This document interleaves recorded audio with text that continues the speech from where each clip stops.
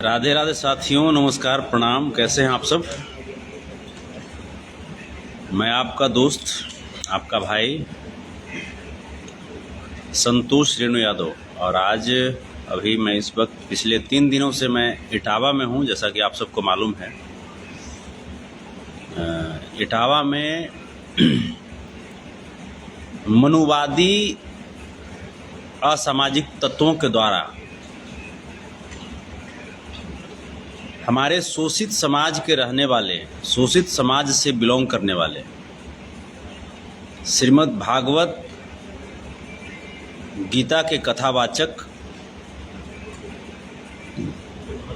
श्री मुकुटमणि यादव जी, श्री संत सिंह यादव जी और श्री श्याम कठियार जी, कठेरिया जी, श्री श्याम कठेरिया जी, जो कि हमारे भाई दलित समाज से आते हैं। इन लोगों को इसलिए मारपीट किया गया मनुवादी लफंगों के द्वारा, क्योंकि ये लोग श्रीमद् भागवत कथा कह रहे थे और उन लोगों का मानना है कि श्रीमद् भागवत कथा कहने की सिर्फ उन्हें ही ठेकेदारी मिली है। तो श्रीमद् भागवत गीता कैसे बना जानते हो? श्रीमद् भागवत कथा जो कह रहे हो ना, वो कथा किसने बताई? उसमें किनकी कथा होती है? तो उसमें संतोष रेणु यादव के कुल खानदान की कथा होता है। ठीक है? हमर कुल खानदान के कथा तू बढ़िया कहेगा? हैं? हमर कुल खानदान में क्या क्या ताकत है, हमारे कुल खानदान की क्या क्या इतिहास है, ये तुम जानते हो रे? हैं? भिखमंगा के औलाद, भिखमंगा के खानदान, जिंदगी भर भीख मांगते दिन गया है, और आज मैंने हम लोगों को बताओगे कि श्रीमद् भागवत कथा कैसे किया जाता है? हम तो बोलते हैं तो कथा बन जाता है। हम उस खानदान से आते हैं। हम तो लिखते हैं तो संविधान बन जाता है। हम उस समाज से आते हैं। तुम कथा जो कर रहे हो, यह भी हमारा उपकार है हर तरीके से, क्योंकि बाबा साहब ने संविधान में लिखा अभिव्यक्ति की आजादी, धर्म की आजादी, तभी तुम कथा कह रहे हो। और हमारे दादा श्री कृष्ण ने द्वापर युग में जो बातें बताई, वही श्रीमद् भागवत गीता के रूप में सदा सदा के लिए अमर हो गई। तुम बताओगे कि कथा कैसे करना चाहिए, कथा नहीं करना चाहिए? हैं? 2 मुट्ठी चावल पे जिंदगी बिताने वाले चले हो ब्रह्मांड के मालिकों को आंख दिखाने के लिए, हैं? चोटी काटने के लिए। सुदर्शन चक्र किसके पास है पता है ना? सुदर्शन चक्र किसके पास है, ये छिपा हुआ तो नहीं होगा। और पूरे देश में जिस प्रकार से मनुवादियों और सामंतवादियों का मन बढ़ रहा है, ये बहुत ही गलत बात है। ये बहुत ही गलत बात है। उत्तर प्रदेश तो उत्तर प्रदेश, अभी बिहार में को बैटरी चोर टपका है। ये बैटरी चोर जो है, ये हमारी दलित समाज की बेटी बहन सारिका पासवान जी को काफी आपत्तिजनक शब्दों से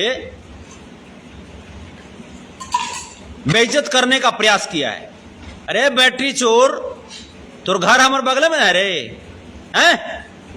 बाप मरल हरिया में, बेटा का नाम पावर हाउस रे हैं? लालू यादव जी को क्या बोला है तू? लालू यादव जी को तू क्या बोला है? तोर औकात है रे? तोर बाप के औकात है रे लालू यादव के सामने खड़ा होवे के? हैं? लालू यादव तोर बाप के बाप के बाप के बाप है, समझा? औकात भूल जाते हो, औकात।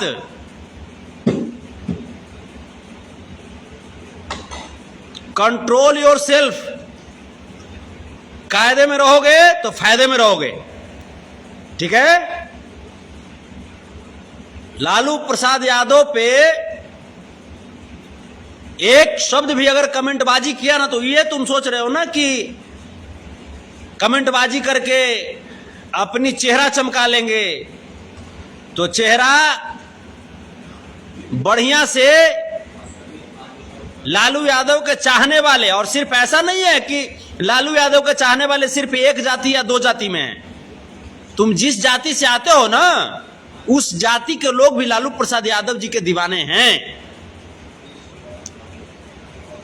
हर समाज के लोग लालू प्रसाद यादव जी को मानते हैं, पूजते हैं।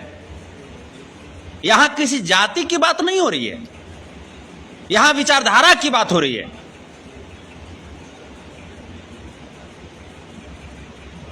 किसी जाति से लड़ाई नहीं है, विचारधारा की लड़ाई है। किसी भी जाति में जो असामाजिक तत्व के लोग हैं, जो गलत लोग हैं, ये उसके खिलाफ की लड़ाई है। जिस समाज से तुम आते हो, उसी समाज के अखिलेश सिंह जी को लालू प्रसाद यादव क्या से क्या बना दिए, ये छिपा हुआ है? गधा कहीं का, बुड़बक। लालू प्रसाद यादव जी पे बोलोगे तुम? लालू प्रसाद यादव ब्रह्मांड के मालिक हैं। धरती पुत्र मुलायम सिंह यादव इस ब्रह्मांड के मालिक हैं, और जब तक इनकी विचारधारा जीवित रहेगी, तब तक समाजवादी विचारधारा के लोगों को अगर कोई परेशान कर दे, ये किसी की मजाल नहीं। इसलिए औकात में रहो, ये ज्यादा बेटर होगा।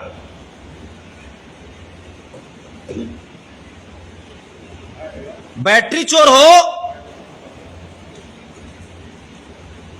तो बैटरी चोर की तरह व्यवहार भी मत किया करो।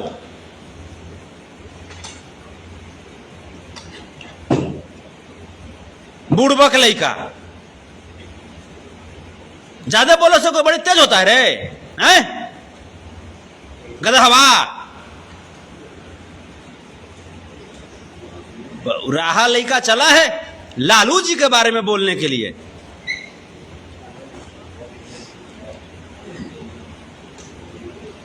कंट्रोल में रहा करो, कंट्रोल में बता दे रहे, ठीक है? नहीं तो कंट्रोल से बाहर हो जाओगे ना, तो फिर बहुत कुछ से बाहर हो जाओगे, बाहर कर दिए जाओगे।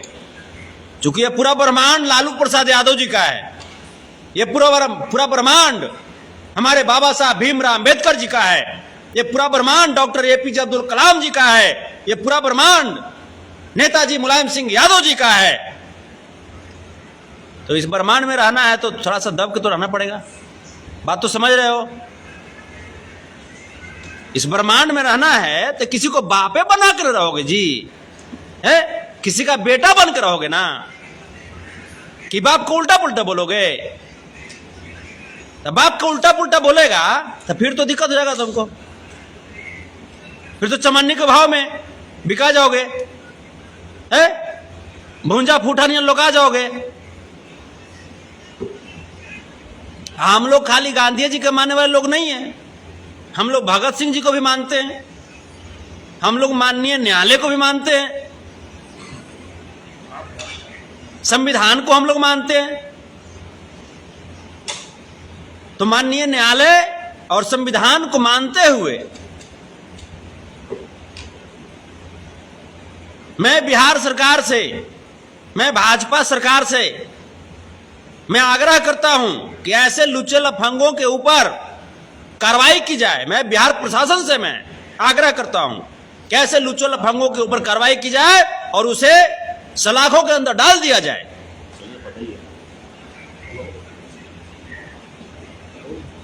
साथ ही साथ उत्तर प्रदेश वाली जो मामला है इटावा वाली, मैं यहां के माननीय मुख्यमंत्री योगी आदित्यनाथ जी से मैं आग्रह करना चाहता हूं कि आप भी तो पूजा पाठ करके मुख्यमंत्री बन गए हैं, आप भी धर्म का पूजा पाठ का सहारा लेकर के मुख्यमंत्री बन गए। तो मुख्यमंत्री बनने के बाद कथावाचकों पे जो गड़बड़ विचारधारा वाले लोग अमानवीय व्यवहार करने को सोचते हैं या करते हैं, तो ये आपकी दायित्व है कि ये सब रोकें, क्योंकि कथा तो आप भी करते थे। ऐसा तो है नहीं कि आप कथा नहीं करते थे। और आपकी भी जो पहचान है, वो जिस समाज के लोगों ने जो मुकुटमणि शास्त्री जी के ऊपर हमला किया, उनके टीम के ऊपर हमला किया, उन हमलावरों की समाज से तो आप हैं नहीं। तो आपकी दायित्व है, और खास करके कि आप बुलडोजर नीति के लिए बहुत अपने आप को प्रसारित किए, तो यहां इटावा वाले मामले में बुलडोजर नीति लागू हो, इटावा वाले मामले में आपकी एनकाउंटर नीति लागू हो, ऐसा हम भी चाहते हैं। यह गलत बात है,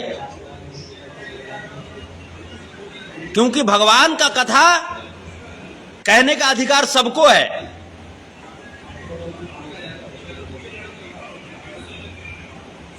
इसलिए आपको माननीय मुख्यमंत्री जी समान विचारधारा के साथ, समान नजरिए के साथ सबको देखना चाहिए, सबको लेकर के चलना चाहिए। क्योंकि समाजवादी पार्टी के प्रमुख माननीय अखिलेश यादव जी तो कभी भेदभाव नहीं किए। हम लखनऊ जब जाते हैं तो जनेश्वर मिश्र पार्क हमको देखने को मिलता है। उस पार्क को जिस लेवल पे बनाया गया है, वो कोई विशेष सोच, कोई विशेष विचारधारा के साथ ही, कोई विशेष लगाव के साथ ही बनाया गया होगा। ये बात भाजपा के लोग क्यों नहीं समझते? ये बात मनुवादी लोग क्यों नहीं समझते? असामाजिक तत्व के लोग क्यों नहीं समझते? अखिलेश यादव तो सबको सम्मान कर रहे हैं, लालू प्रसाद यादव जी तो सबको सम्मान कर रहे हैं, नेताजी श्रद्धेय मुलायम सिंह यादव जी तो सबको सम्मान करते हैं, फिर उनके लोगों के साथ भेदभाव क्यों किया जाता है? यह तकलीफ की बात है। और जितने भी मेरे बहुजन समाज के भाई हैं, आप जाग जाओ, यह आपको जागने का वक्त है। उड़ीसा में आप देख रहे होंगे जिस प्रकार से, मैं उड़ीसा भी पहुंचने वाला हूं, उड़ीसा में जिस प्रकार से हमारे दलित समाज के भाइयों को सर मुड़ करके और घुटने के बल रंगवाया गया है, वो भी मैंने घटना देखी है, मैं वहां भी पहुंचने वाला हूं। ये क्या हो रहा है देश में? अभी कुछ दिन पहले मध्य प्रदेश में दलित समाज के भाई के ऊपर भाजपा का नेता, भाजपा का कार्यकर्ता पेशाब कर देता है, और उसके बाद क्या होता है? भाजपा के कार्यकर्ता के ऊपर कोई कार्रवाई नहीं होती, सिर्फ कार्रवाई कागजों पे होती है, फिजिकली रूप से कोई कार्रवाई नहीं होती। ये क्या चल रहा है देश में? प्रधानमंत्री जी के आर्थिक सलाहकार विवेक देवराय संविधान को बदलने की बात करते हैं। क्या चल रहा है देश में? अभी वर्तमान में जो स्थिति है, यह बहुत ही गंभीर स्थिति है। मैं बिहार के पूर्व मुख्यमंत्री आदरणीय श्री जीतन राम मांझी जी से, लोक जनशक्ति पार्टी के प्रमुख बड़े भाई चिराग पासवान जी से मैं पूछना चाहता हूं कि आप बताइए, क्या हमारी बहन सारिका पासवान आपके घर की बेटी नहीं है? क्या कोई हमारे दलित समाज की बेटियों को 200 व 300 में बिकने वाला बता देगा? ये कैसे बर्दाश्त करते हैं आप लोग? ये गलत बात है।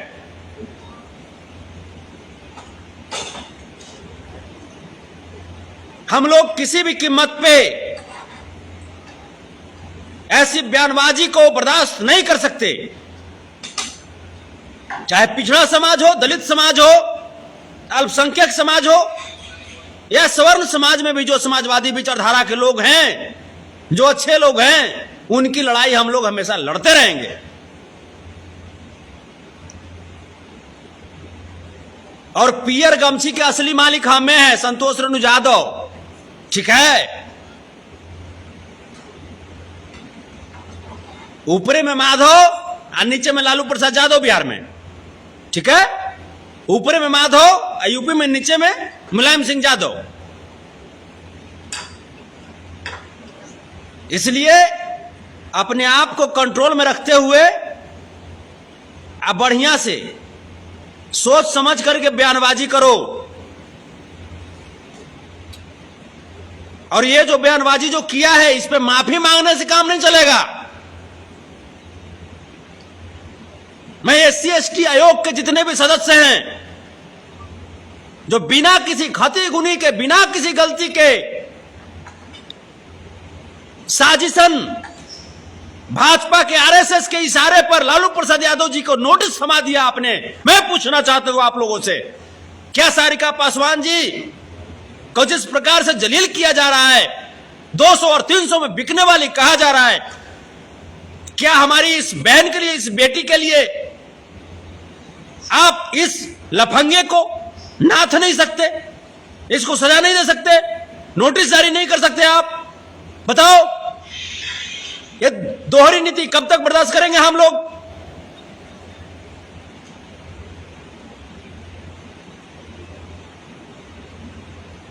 सही में आप लोग आयोग के सदस्य की तरह काम कर रहे हो समाज के लिए, या तेजस्वी जी के अनुसार आप लोग नेशनल डुप्लीकेट और क्या क्या आयोग बना दिए हो? तो कंट्रोल हो करके ये जो लोग, जो लुच्चे लफंगे लोग हैं, ये जो लोग बोल रहे हैं, ये कंट्रोल होकर के बोला करे, वरना यदुवंशी सेना आज भी जिंदा है। बहनों के लिए, बेटियों के लिए, दबे कुचले लोगों के लिए आज भी आवाज बुलंद करता रहेगा और कहीं भी दहाड़ता रहेगा। जय दादा श्री कृष्ण, जय संविधान, जय बहुजन, जय हिंद, जय भारत, प्रणाम।